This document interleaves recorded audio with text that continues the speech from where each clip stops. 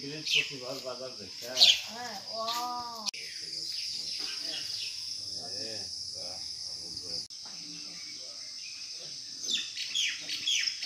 আপনার নামটা কি? আমার নাম হচ্ছে সঞ্জয় ত্রিপুরা। এই গাড়িটা কি আপনার? গাড়িটা আমার। আচ্ছা, গাড়িটা কিভাবে হয়েছে ক্ষতিগ্রস্ত? গাড়িটা এটা গতকালে তো এই হাট বাজার গেছে গন্ডাছড়া, তো এই রাত্রে আমি এখানে বাড়ির সামনে আনিয়ে রাখছি। তখন তো জল বৃষ্টি কোনো ছিল না, ভালোই ছিল।